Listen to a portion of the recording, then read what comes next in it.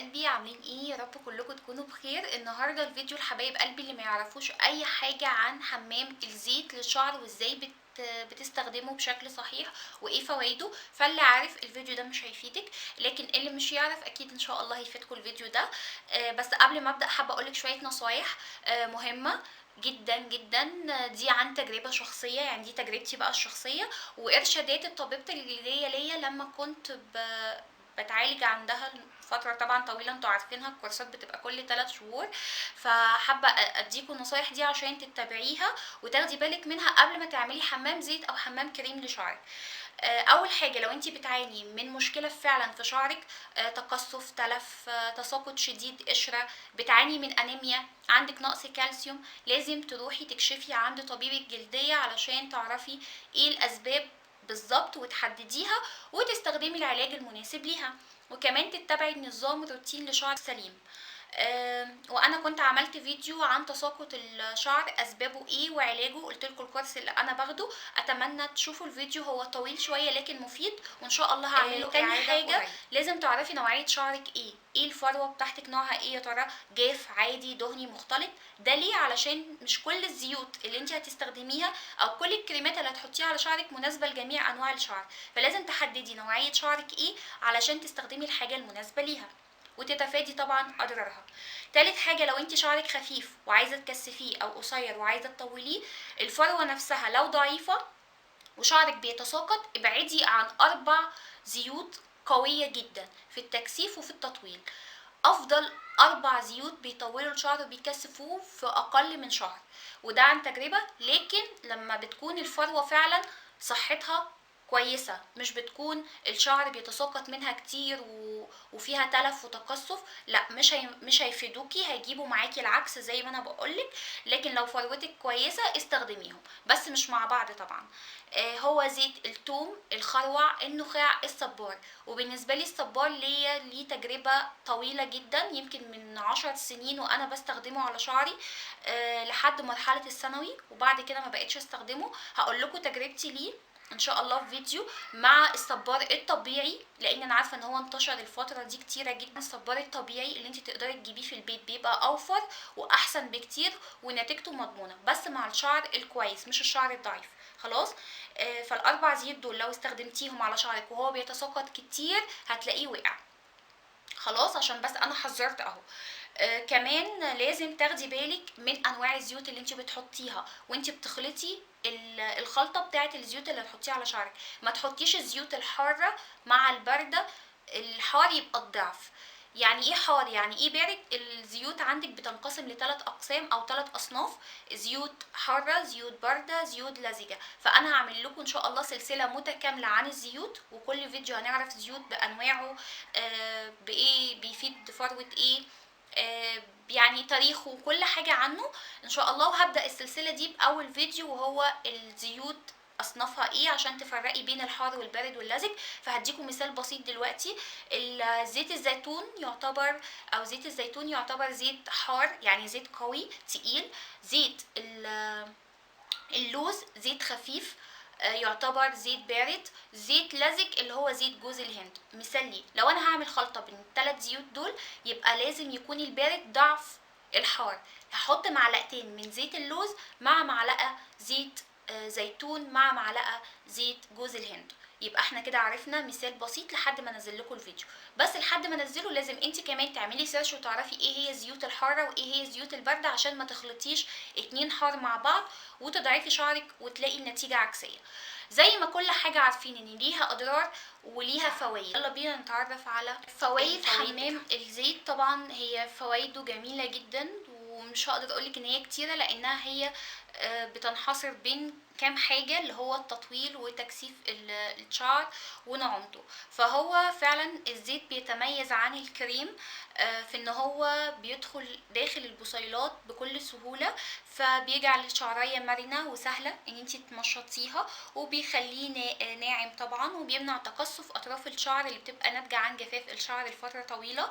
وكمان بيساعد على زيادة نمو الشعر لو استخدمتيه بشكل صحيح، وده هنعرفه دلوقتي. وبيبقى مترطب لامع طبعا، لانه بيعوض الشعر اللي فقد حيويته، واللمعان بيعوضوا باللمعان ده والترطيب والحيوية، وبينشط الدورة الدموية من خلال المساج اللي انت بتعمليه وقت حمام الزيت. وطبعا المفروض ان احنا كل يوم على الاقل واحنا قاعدين بنتفرج بنعمل اي حاجة وقاعدين فاضيين ايدينا فاضية، 5 دقايق كل يوم تعملي مساج لشعرك من غير ما تحطي اي حاجة. المساج ده بيساعد فعلا في تقليل التقصف والتساقط، وكمان بيزود نمو الشعر، وده عن تجربة. فيلا بينا بقى نروح على التجربة بتاعتنا ازاي نعمله بشكل صحيح.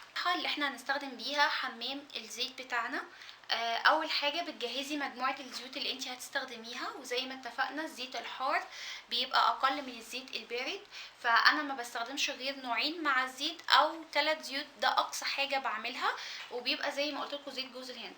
فانا عندي الزيوت اللي هي الحاره نوعين، اللي هو زيت الزيتون اللي هو البكر الممتاز ده التحفه في الماسكات في كل حاجه بيبقى جميل جدا. وكمان الزيت التاني معايا اللي هو زيت الخروع. خلاص، فدول كده يعتبر النوعين الحار اللي عندي. وعندي زيت درر املة، ده بستخدمه لوحده يعني كحمام زيت، ما بحطش معاه حاجه، برضه هو بزيت الزيتون. والزيوت بقى الخفيفه زيت اللوز ده من بجاج، تحفه يا بنات. على فكره انا جبت اهو العلبه الجديده، حبيت اوريها لكم علشان هعمل لكم عنه ريفيو، بجد فظيع الزيت ده لوحده، ده يعتبر من الزيوت البارده. والزيت البارد التاني معايا هو زيت السمسم. وفي الاخر خالص بستخدم السيرم ده برده تحفه جدا، هعمل لكم عنه ريفيو بجد فظيع للشعر، هبقى اعمل لكم عنه ريفيو مخصوص. فدلوقتي ننتقل. اول حاجه ببتديها استخدم سن واسع للمشط بتاعي، مش يبقى سنون ضيقه عشان امشط بيها شعري في الاول خالص. وده عملت عنه ريفيو بتاع ذا بادي شوب، وقلت البديل بتاعه ايه، اتمنى تشوفوها، هسيب لكم اللينك بتاعه في الديسكريبشن بوكس. هستخدم لا اما فرشه خشب، اهم حاجه تبقى السنون ما بتشدش الشعر، ودي جميله جدا الفرشه الخشبيه دي، او لو البلاستيك بس ما نستخدموش كتير عشان بيعمل كهرباء للشعر وبيساعد على التقصف، بس يكون برضو السنون بتاعته واسعه. همشط شعري الاول، وبعد كده هدخل هغسله من اي زيوت كنت حطاها خلال الاسبوع. لازم نبتدي حمام الزيت على فروه نظيفه عشان تقدري تستفيدي. وبعد كده هجيب الفوطه بتاعتي واجفف شعري بطريقه الطبطبه. خلاص، مش ان انا افرك الشعر كده، لا، بطريقه الطبطبه علشان الشعر يجف، او بالمجفف بتاعك لو انت حابه. بعد ما يجف الشعر هنجيب انواع الزيوت بتاعتنا، خلاص، اللي احنا عايزينها. وزي ما اتفقنا الحار بحط معلقه، اللوز او السمسم او الزيوت اللي هي الخفيفه عموما بحط معلقتين. وعلى اناء، انا مش عارفه اعملها لكم دلوقتي عملي لاني مش محتاجه ان انا اعمله، كنت لسه عاملاه، فاول ما اجي اعمله هبقى اوريها لكم. بس انت كل اللي بتعمليه حمام مائي على البوتاجاز، او لو عندك الميكروويف بتحطي الزيوت على بعض في طبق وتحطيها في الميكروويف لمده ثواني وبتخرجيها. لو مش عندك بتحطيها على البوتاجاز، اي اناء ميه سخنه لحد ما تغلي، تروحي قافله البوتاجاز وتجيبي طبق صغير او الازازه اللي انت هتعملي فيها، وبنبدأ على الحمام البخار ده بنحط الزيت بتاعنا، الكمية اللي احنا عايزينها بنخلطها مع بعض، عدد الزيوت اللي احنا عايزينه، ومجرد بس بلمس بأطراف صوابعي واشوف الزيت يكون دافي، ما يكونش سخن، لا، عشان ما يتأكسدش، يكون دافي. فمجرد ما اول ما الزيت بيبقى دافي على طول بتبدأي ان انت تاخديه وتقسمي شعرك 4 اجزاء. خلاص، وكل جزء بتربطيه بتوكة او كليبس عادي، لحد ما يعني قسمت شعري 4 اجزاء. هاخد الجزء الاولاني واروح فكه التوكه منه، وابتدي ان انا احط جزء كميه الزيوت ما تكونش كتيره قوي ولا تكون قليله قوي، نسبة على قد الشعر بالظبط. ولازم ال4 اجزاء يكونوا زي بعض، تستخدمي مقدار معلقة، يعني مثلا هحط معلقة في شعري واعمله كده، وابتدي اجيب الجزء ده واعمله مساج بالشكل ده، ما دخلش اطراف صوابعي على الفروة نفسها. اهو ده بقى هنا الغلط، لما انت تحطي على الفروة نفسها، لا، ما تحطيش على الفروة نفسها، حطي بس من على الشعر ببداية الجذور بشوية، مش تحطي على الفروة نفسها وتلمسيها، لاني غلط. لو نزل كمية كبيرة من الزيت، اهو ده اضرار حمام الزيت، لو نزلت كمية كبيرة هتسدلك المسام وهيحصل اختناق للبصيلات عندك، فبالتالي حمام الزيت اللي انت منتظره ان هو يعالج شعرك او يطولك شعرك هيقصف شعرك ويوقعه. ليه؟ لان انت دخلتي له كميه زياده، فالشعر حصل لها اختناق، فمش قادره تتنفس من كميه الزيت اللي انت دخلتيها زياده، فبالتالي هتلاقيه وقع. فخدي بالك من الجزء ده اهو، انا بقول اضراره اهو ان احنا نحط كميه كبيره، لا حطي كميه وسط تدلكي الشعر. خلاص، خلصتي الجزء تبدأي التاني التالت الرابع، وبعد كده تفرديهم كلهم بالمشط الواسع وتعمليهم كحكة بسيطة من غير ما تربطيه بأي حاجة، وتروحي جايبة البونيه، بونيه الشعر دي. خلاص، لو ما عندكيش البونيه البسي اي كيس بلاستيك شفاف يكون نضيف، طلعيه نضيف كده من الدرج وحطيه على شعرك بديل ليه. واربطيه طبعا لان البونيه بتبقى محكمه، لو انت الكيس مش هيبقى محكم يبقى اربطيه باي كليبس او حاجه بحيث ان الشعر ما يتفكش وينزل منه. طيب ايه فايده البونيه دي؟ فايده البونيه بقى ان هي هتعمل لي دفء للشعر. وليه دفيت الزيت؟ دفيت الزيت علشان لما اجي احطه على شعري دافي يبدا يفتح لي المسام، علشان يبدا يتشرب الفروه، تتشرب الزيت وتبدا تغذيلي البصيلات من جوه. فعلشان كده بقولك حطي كميه مناسبه، ما تحطيش كميه كبيره. انت عارفه شعرك قد ايه، طوله قد ايه، حجمه قد ايه، فانت اللي تعايري المقدار بتاعه، فما تحطيش كميه زياده قوي. خلاص، والبونيه مهمه جدا. انا جربت اعمل حمام الزيت من سنه ونص من غير البونيه وبالبونيه، لقيت البونيه فعلا بتفرق معايا جدا. فهنعمل البونيه نلبسها او البديل بتاعها الكيس البلاستيك، وهنبدا نربطه. خلاص، وبعد كده هتجيبي ميه سخنه جدا من السخان في طبق او في زي ما انت تحطيها، وهنبل الفوطه بتاعتنا. خلاص، الفوطه بتاعتنا بالميه السخنه وهنعصرها، ونبدا ان احنا نلفها على البونيه بشكل هطلع لكم صوره وتلفيها، وتفضلي كده كل ما تبرد الفوطه تنزليها في الميه السخنه تعصريها وتحطيها لحد ما المده بتاعتك تخلص. المده من امتى لامتى؟ من انا بستخدم حمام الزيت من ربع ساعه لساعه، يعني اقل حاجه بتبقى ربع ساعه، اقصى حاجه عندي بتبقى ساعه. هو في المعتاد ودكاتره الجلديه بيقولك مفيش مشكله 6 ساعات 8 ساعات مفيش مشكله خالص، وتقدري تنامي بالبونيه بالليل، تعمليه وتنامي وتصحي تاني يوم تغسلي شعرك على طول، بيبقى برضو جميل جدا وممتاز، وانا جربتها قبل كده يعني بمقدار 8 ساعات تقريبا او 6 ساعات. خلاص، فبرضه تقدري تعملي حمام الزيت قبل ما تنامي مباشرة وتلبسي البونيه بتاعتك وتصحي تاني يوم تغسلي شعرك على طول. بس انا ليه بقولك ربع ساعة او ساعة؟ لاني انا شعري ما بقاش قوي زي الاول، الفروة ما بقتش تستحمل، فانا لو زودت عن ساعة بحس ان التساقط بيزيد، فهو الساعة اتظبطت معايا. فانتي جربي مرة ربع، مرة نص، مرة ساعة، مرة ساعتين، يعني شوفي نوعية شعرك. فانتي لو شعرك ضعيف قوي يبقى خليه اقصى حاجه نص ساعه ساعه بالكتير قوي، ما تكتريش عن كده، لاني ممكن فعلا زي ما قلتلك تنزل كميه كبيره من الزيت ويحصل اختناق وتلاقي شعرك وقع. فهي دي الطريقه الصحيحه اللي انا بستخدمها بالبونيه.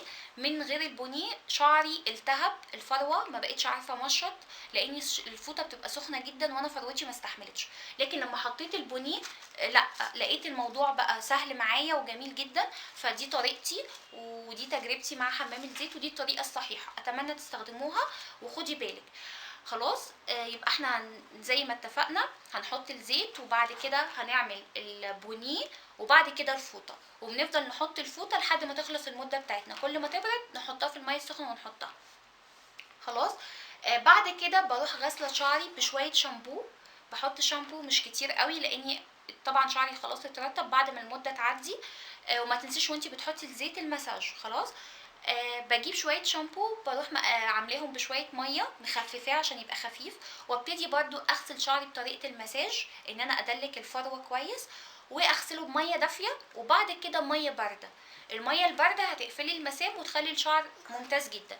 بعد كده بعد ما بخرج، انا ممكن تقولي مش محتاجه ترطيب، لا انا باخد شويه زيت بساط جدا اللي هو بقى ريحته حلوه، اللي انا عايزه شعري يبقى ريحته حلوه. بحط يا اما بديل الزيت بتاع الفيف اللي انا عملت عنه ريفيو، او زيت اللوز ده، باخد كميه بسيطه قوي قوي، حاجه بسيطه قوي، وامسح بيها الشعر بس، مش بعمل بقى مساج او كده، لا انا بمسح بس الشعر عشان يبقى ريحته حلوه. او ان انا بحط السيرم. مش بحط الزيت مع السيرم، لا بحط السيرم ده لوحده برضو. فالسيرم ده برضو ممتاز. برش كده على الشعر برضو حبه، بحط حبه صغننين كده، هو بينزل سايل كده خلاص، وابتدي ادلكه وريحته فعلا جميله، وابتدي امسح بيه الشعر بتاعي، وبيفضل حبايبي شعري معلش كده. الكام فصلت. بالنسبه للسيرم، انا بحطه زي ما قلت لكم كده ووريتكم، بحطه على ايدي وببتدي اعمل برضو حاجات بسيطه جدا على الشعر، مش بحط كميه كبيره لان شعري خلاص اوريدي يعني مترطب. فبيفضل شعري لميعاد الغسله الجايه. انا بغسله مرتين في الاسبوع، وبعمل حمام الزيت مره واحده في الاسبوع، وممكن مرتين في الشهر، يعني على حسب حاله الفروه عندي. فانتي برضو شوفي الفروة عندك ايه واعمليه. وبكده نكون خلصنا قلنا كل حاجة. يا رب يكون الفيديو افادكم. ما تنسوش بقى لايك وشير للفيديو علشان اصدقائكم هم كمان يعرفوا الطريقة الصحيحة. واي حاجة عايزينها حبايبي اكتبوها لي تحت في الكومنتات وهشوفها اكيد. وهعمل لكم فيديو الاسئلة والاجوبة ان شاء الله قريب. واشوفكم ان شاء الله على خير، ومع السلامة.